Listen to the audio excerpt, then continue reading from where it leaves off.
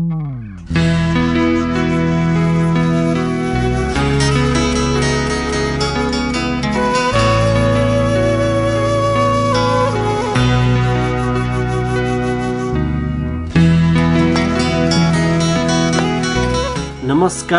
अनि जेमसी आदरणीय श्रोता, कार्यक्रम आशाको जीवन लिएर म कार्यक्रम प्रस्तुता उत्तम उप्रेती तपाईँहरू माझ उपस्थित भइसकेको छु। प्रविधिमा साथ दिनलाई भाइ निराजन हुनुहुन्छ। आदरणीय श्रोता, यो कार्यक्रम तपाईँहरूको आफ्नै कार्यक्रम हो र तपाईँहरूले यो कार्यक्रमलाई माया गरेर प्रेम गरेर सुनिदिनु हुनेछ भन्ने मैले विश्वास पनि गरेको छु। श्रोता, यो कार्यक्रमबाट हामीहरूले सधैँ चाहिँ परमेश्वरको सत्य र बाइबलमा लेखिएको परमेश्वरको जीवित वचनको बारेमा बाँड्ने र त्यसैसँग सम्बन्धित रहेर अन्तर्वार्ता गर्ने गर्दछौँ र यो कार्यक्रमबाट परमेश्वरको प्रेम र अनुग्रहको बारेमा तपाईँहरूले जान्न सक्नुहुनेछ। साथै तपाईँहरूले परमेश्वरको पुत्र येशूमा विश्वास गरी नयाँ आशा र जीवन पाउनुहोस् भनी हामी कामना पनि गर्दछौँ। श्रोता, यो कार्यक्रम तपाईँहरूलाई थाहा नै छ, ECR FM 104.2 मेगाहर्जबाट हरेक हप्ताको मङ्गलबार र बुधबार बेलुकी 7 देखि 7:30 बजेसम्म यसै रेडियो स्टेसनबाट सुन्न सक्नुहुनेछ। साथै यो कार्यक्रम तपाईँले विश्वको जुनसुकै ठाउँबाट पनि प्रत्यक्ष सुन्न सक्नुहुन्छ। यसका लागि तपाईँले www.ecrfmnepal.org मा लगइन गर्नुपर्ने हुन्छ। श्रोताहरू, हामीले यो कार्यक्रमलाई अझै पनि रोचक बनाउन, अझै पनि जानकारीमूलक बनाउनको निम्ति हामीले नयाँ सत्यताको स्रोत भन्ने एउटा नयाँ श्रृङ्खला सुरु गरेका छौँ। तपाईँहरूलाई अवगतै होला, हामीले विगतमा 2वटा एपिसोडहरू भागहरू बजाइसकेका छौँ र आज हामी तेस्रो भागमा छौँ र हामीले यो श्रृङ्खलामा बाइबलको संक्षिप्त परिचयदेखि लिएर यो परमेश्वर वचन हो भन्नका लागि के कस्ता साक्षीहरू छन् भन्ने विषयमा हामीले केलाइरहेका छौँ र संसारमा सबै धर्मशास्त्रहरू भन्दा र पुस्तकहरू भन्दा बाइबल कसरी अद्वितीय छ भनेर पनि यस श्रृङ्खलाले तपाईँहरूको माझमा छलङ्ग पार्नेछ।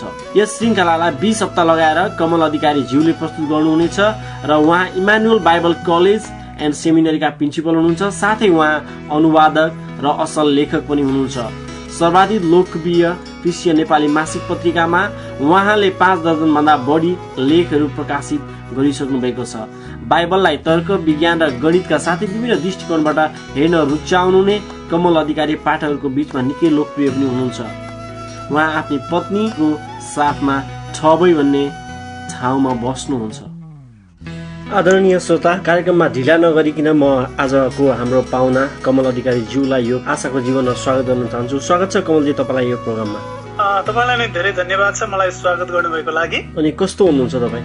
म एकदमै सन्चै आरामै छु र परमेश्वरलाई धेरै धन्यवाद होस् फेरि तपाईँको रेडियो प्रोग्राम आएर बोल्ने मौका दिनुभएको लागि। हुन्छ कमलजी, तपाईँ पनि आराम हुनुहुन्छ, हामी पनि आराम छौँ अनि हामी यो विश्वास गर्दछौँ कि हाम्रो श्रोताहरू पनि आराम हुनुहुन्छ, सकुशल हुनुहुन्छ भनेर हामी यो विश्वास गर्दछौँ। र श्रोताहरू, आज हामी यो श्रृङ्खलामा, यो तेस्रो श्रृङ्खला हो र यो श्रृङ्खलामा चाहिँ हामीले खास गरी आजको हाम्रो अन्तर्वार्ता चाहिँ बाइबलको एकत्वसँग सम्बन्धित छ।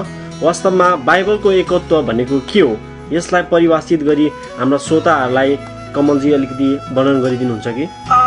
यहाँनिर खास गरी बाइबलको एकत्व भन्नाले चाहिँ वास्तवमा बाइबलको एउटा मानवीय लेखकले लेखेको कुरो अर्को मानवीय लेखकसँग चाहिँ जुत्दैन भन्न खोजेको। अर्थात् जस्तै हामीले बाइबलको नेचरलाई हेर्ने हो भने बाइबलमा जम्मा 66वटा पुस्तकहरू छन् अनि ती 66वटा पुस्तकहरू स्वर्गबाट एकै झरेका होइनन्। विभिन्न कालखण्डमा जस्तै हामीले बुझ्छौँ कि पुरानो करारका 39वटा पुस्तकहरू चाहिँ मूसाको समयदेखि लिएर 400 ख्रिस्टपूर्वसम्म आएर चाहिँ लेखिएको थियो अनि ती लेखेकोहरू विभिन्न पृष्ठभूमिका, विभिन्न संस्कृतिबाट आएका, विभिन्न भूगोलमा बाँचेका लेखकहरू थिए। त्यस्तै नयाँ करारका लगभग 8 जना लेखकहरूले पनि विभिन्न पृष्ठभूमि, विभिन्न संस्कृति, विभिन्न पेसा अपनाएका थिए। सो यी लेखकहरू विभिन्न पृष्ठभूमिबाट आएको भए तापनि तिनीहरूले जुन जुन विषयमा लेखे, तिनीहरूले लेखेका कुराहरू एउटाले लेखेको कुरो अर्को लेखकसँग चाहिँ नबाजिएको र एउटाले लेखेको कुरो अर्को लेखकसँग मेल खाएको हामी पाउँछौँ। सो त्यसलाई नै बाइबलको एकत्व भनिएको हो। हजुर, साँच्चै नै तपाईँले प्रश्न पारिदिनु भयो। अनि एकत्वको चर्चा गर्दा त्यो कुरा त्यति बेला बढी सार्थक हुन्छ जति बेला त्यहाँ बढी नै विविधता हुन्छ। तपाईँले बाइबलको एकत्वको चर्चा गर्न खोजिरहनु हुँदा म तपाईँबाट यो कुरा बुझ्छु कि यसको अर्थ बाइबलमा विविधता पनि व्यापक छ। बाइबलको विविधताबारे केही उदाहरण तपाईँ दिन चाहनुहुन्छ श्रोतामाझ? निश्चय नै हामीले एकताको चर्चा गरिरहँदाखेरि यदि त्यहाँनिर विविधता छ भने त्यसको सार्थकता हुन्छ, यदि त्यहाँनिर विविधता छैन भने महत्त्व नहोला। अनि यो प्रश्नको उत्तर दिनको लागि म केही समय लिएर बुझाउने कोसिस गर्छु कि वास्तवमा हामीले बाइबलमा थुप्रै विविधता सुरु गर्न चाहन्छु कि बाइबलमा 66 पुस्तकहरू छन् र यो एउटा पुस्तक मात्र नभएर एउटा पुस्तकालय नै हो। पुरानो करारका 39वटा पुस्तकहरूलाई 1400 देखि 400 BC को बीचमा चाहिँ लेखिएको थियो, अर्थात् झन्डै 1000 वर्षको अवधि लगाएर चाहिँ पुरानो करारका सबै पुस्तकहरू लेखिएका थिए भने नयाँ करारका 27वटा पुस्तकहरूलाई पनि झन्डै 48 AD देखि लिएर 95 AD को बीचमा लेखिएका थिए। यसरी हामीले हेर्ने हो भने 1400 ख्रीष्टपूर्व अघि नै मोसा अगमवक्ताले बाइबलका अघिल्ला 5वटा पुस्तकहरू लेखेका थिए। बाइबलको अन्तिम पुस्तकलाई ख्रीष्टाब्द 95 अर्थात् AD 95 तिर प्रेरित यूहन्नाले पतमोसको टापुमा लेखेका थिए। हामीले यी लेखकहरूको पृष्ठभूमिलाई हेर्ने हो भने यिनीहरू विभिन्न थरीका पेसा अँगाल्ने लेखकहरू थिए। 1500 वर्षको यस लामो अवधिमा झन्डै 40 जना लेखकहरूले चाहिँ बाइबल लेख्नमा योगदान दिएको छ। हामी तिनीहरूलाई मानवीय लेखकहरू भनेर चाहिँ भन्छौँ र तिनीहरू सबै एउटै कालखण्डमा बाँचेको थिएन, अर्थात् तिनीहरू एउटै समयमा बाँचेको थिएन, एउटै शताब्दीमा बाँचेको थिएन। तिनीहरू विभिन्न कालखण्डमा चाहिँ बाँचेका थिए अनि तिनीहरू एउटै भूगोलका थिएनन्। तिनीहरूले एक्लै अर्कालाई प्राय चिनेका पनि थिएनन् होला। तिनीहरू एक आपसमा चाहिँ परदेशीहरू थिए अनि तिनीहरू विभिन्न पृष्ठभूमि, विभिन्न संस्कृति र विभिन्न शैक्षिक स्तरका थिए। जस्तै म बाइबलबाट के उदाहरण दिन चाहन्छु। बाइबलमा एउटा पुस्तक छ जुन पुस्तकको नाम हो आमोसको पुस्तक। हामी त्यसलाई सानो अगमवक्ताको एउटा पुस्तक भनेर चाहिँ चिन्छौँ। उनी तको भन्ने ठाउँमा बस्ने एकजना गोठाला थिए भनेर चाहिँ बाइबलले बताउँछ। अनि क्रिस्चियनहरूको बीचमा विशेष गरी आराधना सङ्गतिमा प्राय जसो पढिने एउटा पुस्तक छ जसलाई हामी भजन सङ्ग्रहको पुस्तक भनेर भन्छौँ। त्यहाँनिर 73वटा भन्दा बढी भजन एकजना व्यक्तिले लेखेको छ जसको लेखक चाहिँ राजा दाउद हुन्, जो पहिला गोठाला थिए। उनको पृष्ठभूमि फरक छ। उनी गोठालाको पृष्ठभूमिबाट आएको हामी देख्छौँ। मोसाको व्यवस्थामा एकदमै निपुण अध्यापकको रूपमा हामी एज्रालाई चिन्छौँ अनि उनले आफ्नो नाम धारण गरेको पुस्तक चाहिँ लेखेको छ। अर्का लेखक छ जसको नाम हो नेहेमिया, जसले नेहेमियाको पुस्तक लेखेको छ। उनको पेसा हामीले हेर्ने हो भने नेहेमिया 1:11 के भन्छ भने उनी मध्य टक्र्याउने व्यक्ति थिए। यति मात्र होइन, संसारको सर्वाधिक बुद्धिमानी राजाको रूपमा चाहिँ सोलोमनलाई चिनिन्छ। उनले चाहिँ हितोपदेशका थुप्रै भागहरू लेखेका छन्। उपदेशको पुस्तक उनले नै लेखेका हुन्। श्रेष्ठ गीतको पुरै भाग पनि उनले नै लेखेको। यहुदी शिक्षक गमलियलको चरणमा शिक्षा हासिल गरेको हिब्रूको पनि हिब्रू भनेर चाहिँ हामी प्रेरित पावललाई चिन्छौँ, जसले नयाँ करारका 13वटा पुस्तक लेखेका छन्। उनको पेसा हिब्रू। जातीयताको हिसाबले उनको पेसा चाहिँ उनी एक प्रकारले रब्बी थियो। जातीयताको हिसाबले उनी चाहिँ हिब्रू जातिका थिए। पहिलो शताब्दीका प्रिय वैद्य लुकाले 2वटा पुस्तक लेखेको छ। नयाँ करारमा एउटा लुकाको सुसमाचार र अर्को प्रेरितको पुस्तक। यस्तै यूहन्ना, पत्रुस जस्ता नयाँ करारका लेखकहरू थोरै औपचारिक शिक्षा हासिल गरेका जालहारीहरू थिए। थरीका पेसामा संलग्न 40 भन्दा बढी लेखकले बेग्ला ठाउँमा चाहिँ धर्मशास्त्र लेखेको छ। त्यसरी हामीले लेखकहरूलाई हेर्ने हो भने यी लेखकहरू विभिन्न पेसाका थिए। कोही गोठाला थिए, कोही प्रधानमन्त्री थिए, कोही मछुवा थिए, कोही कर उठाउने थिए। यसरी बेग्लै पृष्ठभूमिबाट आएका लेखकहरू हामी देख्छौँ बाइबलमा। यो एउटा के हो, व्यापक विविधता। यति मात्र होइन, बाइबलको साहित्यिक शैलीलाई बाइबलमा हामी थुप्रै लेखकहरू मात्रै देख्दैनौँ जो विभिन्न पृष्ठभूमिबाट आएका थिए, तर हामी बाइबलमा थुप्रै अर्थात् पृथक खालका साहित्यिक शैलीहरू पनि पाउँछौँ। यहाँनिर हामी कथा पाउँछौँ, कविता पाउँछौँ, अगमबाणी पाउँछौँ, दृष्टान्त पाउँछौँ, ऐतिहासिक विवरणहरू पाउँछौँ, कानुनसँग सम्बन्धित लेखहरू पाउँछौँ। यसरी विभिन्न खालका साहित्यिक शैलीहरू पनि पाउँछौँ। यो पनि विविधता हो। यति मात्र होइन, बाइबलले सयौं विषयहरूलाई सम्बोधन गरेको छ। जस्तै ती विषयहरूबारे प्राय छलफल गरिँदा मान्छेहरूको बीचमा मत भिन्नता उत्पन्न हुने गर्छ। बाइबलले विवाहको विषयमा, पुनर्विवाहको विषयमा, पारपाचुकीको विषयमा, समलिङ्गता, व्यभिचार, परिस्त्रीगमन, आज्ञा पालन, परमेश्वरको प्रकृति, पापको उद्भव, प्रकाश आदि जस्ता विभिन्न विषयहरूबारे बाइबलले चाहिँ सम्बोधन गरेको छ। तरै पनि अनौठो कुरो के हो भने उत्पत्तिदेखि प्रकाशसम्म यी विषयहरूबारे भएको तिनीहरूको विचार चाहिँ बाजिएको छैन। बाजिनु पर्ने हो भनेर हामी स्वाभाविक अनुमान गर्न सक्छौँ, तर मतभेद भएको हामी देख्दैनौँ। यसरी अनेकतामा भएको बाइबलको एकतालाई हलुकासँग पक्कै लिन सकिँदैन। बाइबल लेखिएकै ढङ्गमा मानवीय दिमागले बाइबल जस्तो पुस्तकको कदापि उत्पादन गर्न सकिँदैन। मानौ एउटा उदाहरण म तपाईँलाई दिन चाहन्छु। श्रोताहरू, इतिहास विषयमा विद्यावारिधि गरेका 40 जना विद्वानलाई तपाईँले एकै ठाउँमा भेला गर्नु भएको छ। मानौ, कल्पना गर्नुहोस्, तपाईँले ती सबैलाई एउटै कोठामा बोलाए दोस्रो विश्वयुद्ध किन भयो त्यसको कारण पत्ता लगाउनुहोस् भनेर तपाईँले उनीहरूलाई लेख्न लगाउनु भएको छ। तोकिएको समय सकिएपछि तिनीहरूले आफ्ना विचारहरूलाई जाँच गर्दा के तपाईँले उनीहरूको एउटै उत्तर पाउनुहुन्छ त? ज्यादै कठिन छ।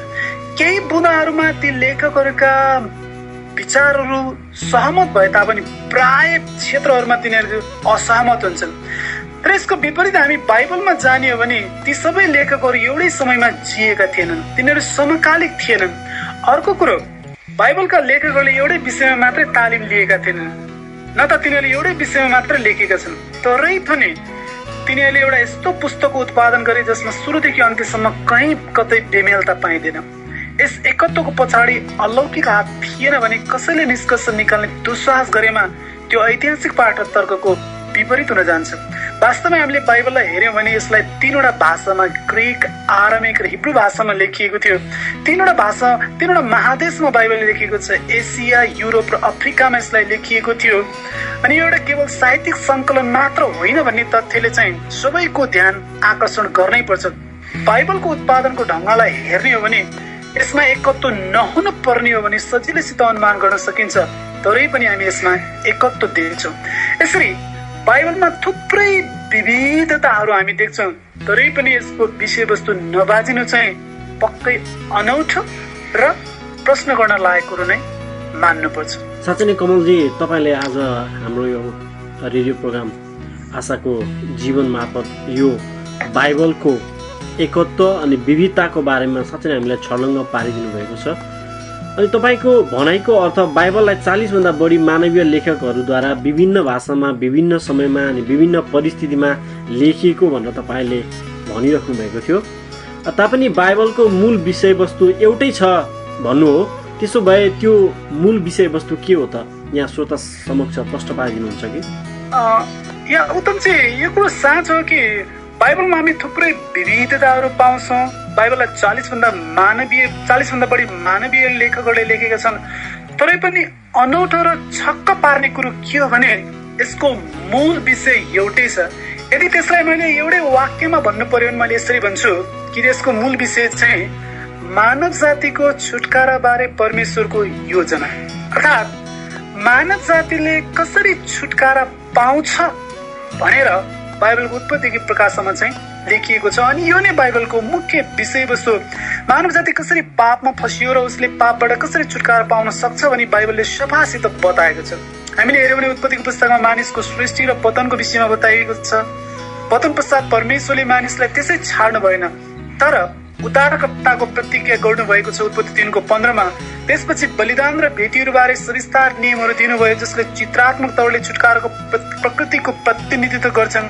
नयाँ करारको आरम्भमा हामीसँग 4वटा सुसमाचारहरू छन् जसले उद्धारको आधारलाई प्रस्तुत गरेको छ। यहाँ उद्धारकर्ताको अवतार, जीवनी, मृत्यु, पुनरुत्थान र स्वर्गारोहणको चर्चा गरिएको छ। त्यसपछि हामीसँग प्रेरितको पुस्तक छ जसले उद्धारको शक्तिलाई पटक पटक प्रश्न पार्छ। अन्त्यमा प्रकाशको पुस्तकमा उद्धारको अन्तिम विजयलाई चाहिँ प्रस्तुत गरिएको छ। थुप्रै संख्यामा मानवीय माध्यमहरू प्रयोग गरिएको भए तापनि तिनीहरूका उत्पादनहरू स्वाधीन छैनन्, तर एकअर्काका पूरक छन्। यसरी सबै लेखकले प्रस्तुत गरेको एउटै शानदार तथ्य के हो भने मानिसको निम्ति परमेश्वरको छुटकाराको योजना, अर्थात् बाइबलको थीम, बाइबलको मूल विषय एउटै छ, कसरी मानव जातिले पापबाट चाहिँ छुटकारा पाउन सक्छन्। अनि यो विषयमा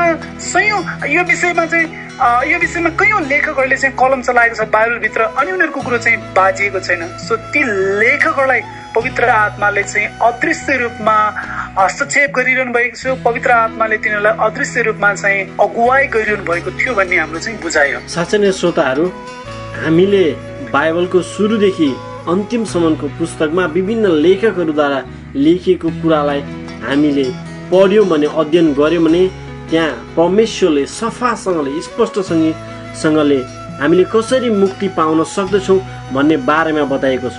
श्रोताहरू, अहिले कार्यक्रममा तपाईँहरूको निम्ति एउटा गीत बजाउनेछौँ। सुन्दै रहनुहोला कार्यक्रम आशाको जीवन। आदरणीय श्रोताहरू, हामीहरू अहिले छौँ कार्यक्रम आशाको जीवनमा अनि हाम्रो साथमा अहिले अन्तर्वार्ता दिँदै हुनुहुन्छ कमल अधिकारीज्यू। फेरि पनि हामी हाम्रो चर्चाको विषय बाइबलमा एकत्व भनेको के हो अनि यसलाई कसरी परिभाषित गरिन्छ अनि कस्ता कस्ता लेखकहरूले कस्तो कस्तो समयमा लेखे भन्ने विषयवस्तुमा रहेर हामी कुरा गरिरहेका छौँ। अब कमलजीलाई म फेरि अर्को प्रश्न गर्न चाहन्छु। निश्चय नै बाइबलका विभिन्न लेखकहरूले उही विषयमा घरिघरि लेखेका छन् भनेर तपाईँले बताइराख्नु भएको थियो। अनि एकत्व भन्नाले तिनीहरूका लेखहरू एकअर्कामा नबाजिनु हो के? तपाईँ यस विषयमा बाइबलबाट 2-3वटा उदाहरणहरू दिन सक्नुहुन्छ? निश्चय नै बाइबलमा हामी सयौं विषयहरू पाउँछौँ। जस्तो मैले पहिले पनि भनिसकेँ, बाइबलले पापको विषयमा बताउँछ, बाइबलले परमेश्वरको स्वरूपको विषयमा बताउँछ, बाइबलले चाहिँ मानव जातिले कसरी छुटकारा पाउन सक्छ भन्ने विषयमा बताउँछ, येशू ख्रीष्टको दोस्रो आगमन, उहाँको पहिलो आगमन, यस्ता कैयौं विषयहरूमा बाइबलले सम्बोधन गरेको छ। तर म यहाँ तपाईँहरूको बिचमा अहिले खास गरी 3वटा उदाहरण दिन चाहन्छु। अनि 3वटा उदाहरणमा बाइबलका लेखकहरूले केही न केही लेखेका छन्। लेखेको भए तापनि ती लेखहरू चाहिँ एक आपसमा बाजिएको छैन। जस्तै पहिलो उदाहरण हामी येशू ख्रीष्टको बारेमा हेरौँ। बाइबलमा उल्लेखित सबै पात्रहरूमध्ये निसन्देह येशू ख्रीष्ट महानतम व्यक्तित्व हुनुहुन्छ। नयाँ करारमा उहाँले मानव चोला धारण गर्नु भए तापनि पुरानो करारमा उहाँ अस्तित्व विहीन हुनुहुन्थेन। जस्तो कि मानिसहरूले भन्ने गर्छन् कि येशू ख्रीष्टको आरम्भ आजभन्दा 2000 वर्ष अगाडि बेथलेहेममा भएको थियो भनेर। तर हामीले बाइबल धर्मशास्त्रलाई हेर्ने हो भने उहाँले बेथलेहेममा आजभन्दा 2000 वर्ष अगाडि मानव चोला धारण गर्नुभन्दा अगाडि पनि उहाँ आत्मामा अस्तित्वमा हुनुहुन्थ्यो भनेर नयाँ साथै पुरानो करारका कयौं लेखहरूले चाहिँ स्पष्टसँग चाहिँ बताएको छ। अनन्त भूतकालदेखि नै उहाँ अस्तित्वमा हुनुहुन्थ्यो अनि उहाँको अस्तित्व अनन्त भविष्यसम्म रहन्छ।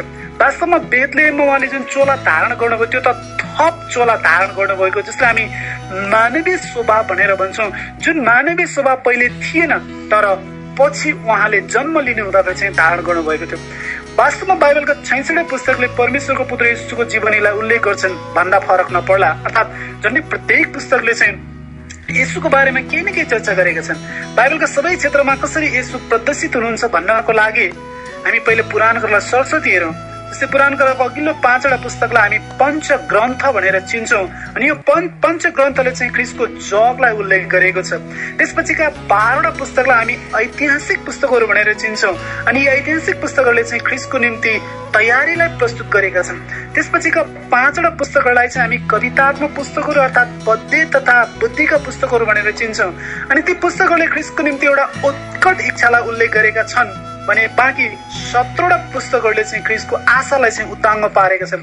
यसरी पुरानो करारले मात्र नभएर नयाँ करारमा पनि सुसमाचारहरूले ख्रीष्टको प्रकटनलाई चाहिँ अभिलेखित गरेका छन्। प्रेरितको पुस्तकले ख्रीष्टको प्रचारलाई वर्णन गर्छ, पत्रहरूले उहाँको विषयमा अर्थ खोल्छन् भने प्रकाशको पुस्तकमा ख्रीष्टमा आउने सबै कुराहरूको समाप्ति उल्लेख छ। यसरी सुरुदेखिको अन्तिमसम्म नै बाइबल ख्रीष्टमा केन्द्रित रहेको छ। ख्रीष्टले मात्र धर्मशास्त्रबारे गवाई दिनु भएन तर सम्पूर्ण धर्मशास्त्रले उहाँको बारेमा चाहिँ गवाई दिएका छन्।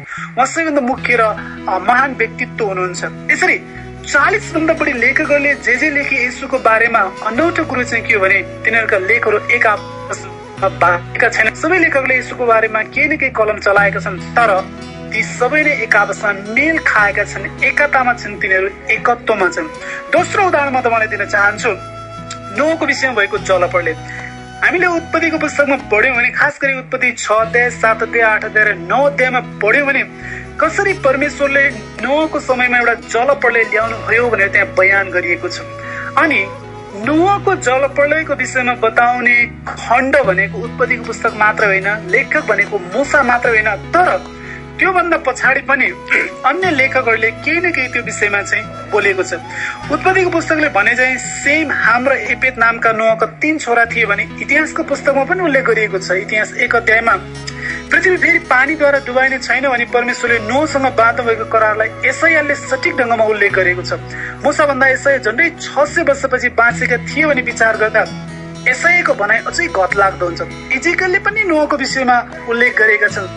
नोहको विषयमा पुरानो करारमा भएको विवरणलाई नयाँ करारमा पनि सठिक ढङ्गमा उल्लेख गरिएको छ। उत्पत्तिको अभिलेख र यसुको भनाइबीच भएको समानतालाई हामी मत्ती 24 अध्यायमा पाउँछौँ। नोहले नै जहाज बनाएका थिए र जलप्रलयले नोहको परिवार चाहिँ सबै नष्ट पार्यो भने यसुले नोहको परिवार बाहेक सबैलाई नष्ट पार्यो भने यसुले बताउनु भएको छ नयाँ करारमा।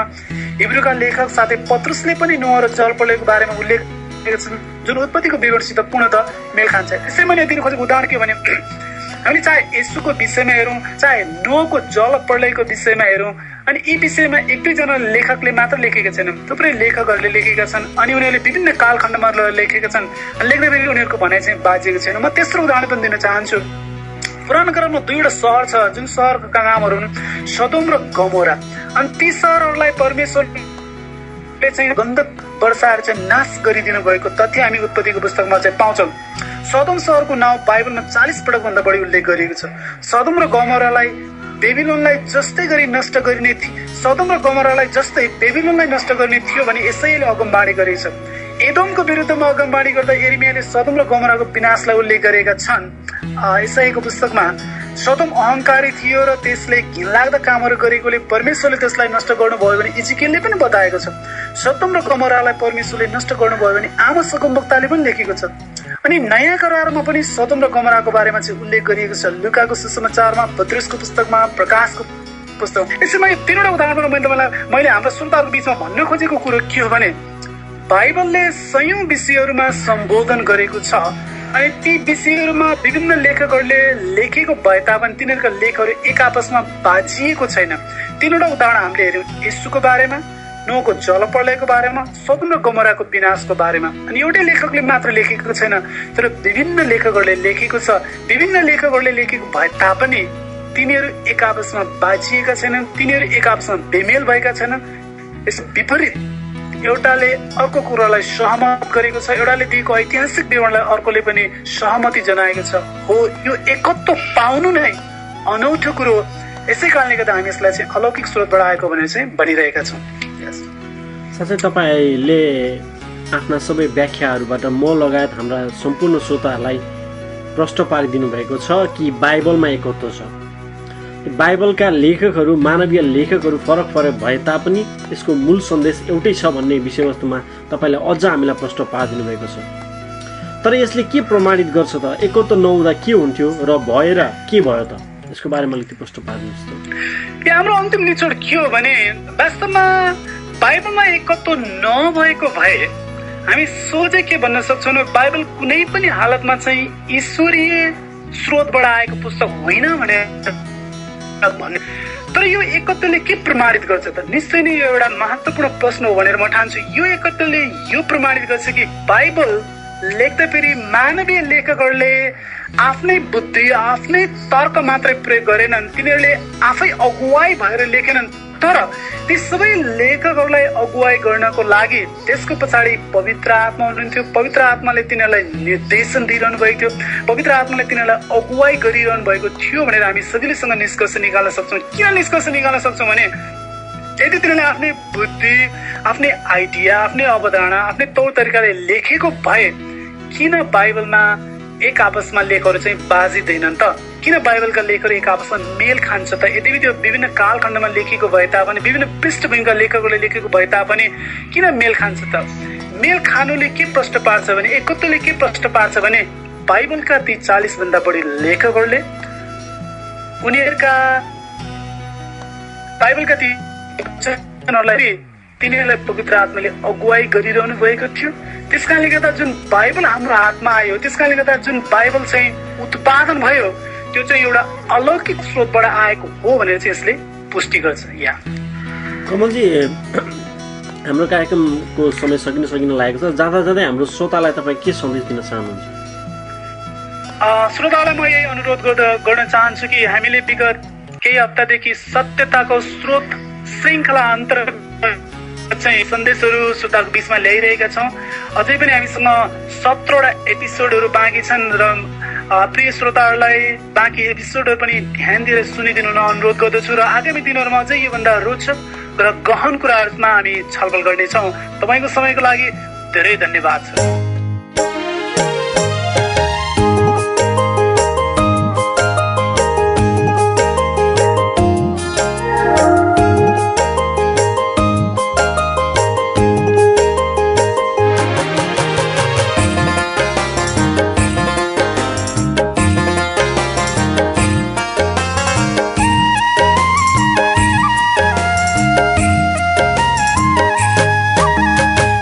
जीवनको गोरेटोमा ख्रिस्टको माया सँगाल्दैछु यो जीवनको गोरेटोमा ख्रिस्टको माया सँगाल्दैछु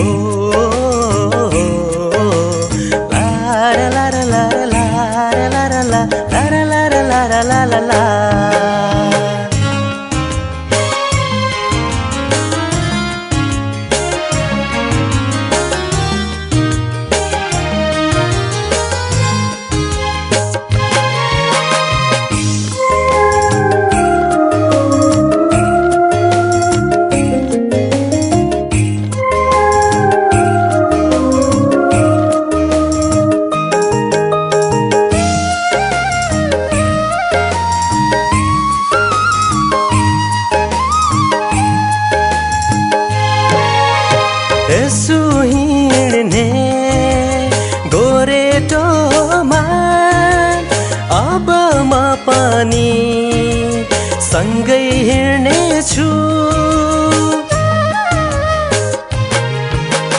यसो हिँड्ने गोरेटोमा अब म पनि सँगै हिँड्नेछु बाधाहरू आए पनि ख्रिस्टसँगै अघि बढ्नेछु बाधाहरू आए पनि ख्रिस्टसँगै अघि बढ्नेछु यो जीवनको गोरेटोमा ख्रिस्टको माया सँगाल्दैछु यो जीवनको गोरेटोमा ख्रिस्टको माया सँगाल्दैछु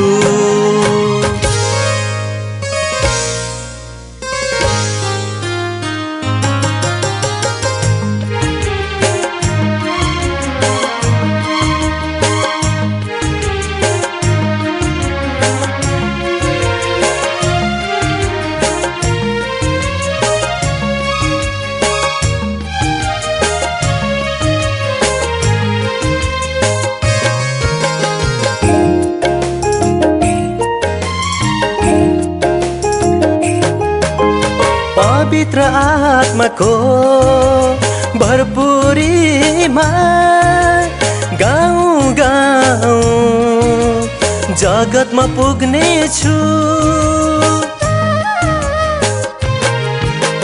पवित्र आत्माको भरपुरीमा गाउँ गाउँ जगतमा पुग्नेछु ख्रिस्टको सन्देश सबलाई सुनाई उहाँको गवाई हुनेछु ख्रिस्टको सन्देश सबलाई सुनाई उहाँको गवाई हुनेछु यो जीवनको गोरेटोमा ख्रिस्टको माया सँगाल्दैछु यो जीवनको गोरेटोमा ख्रिस्टको माया सँगाल्दैछु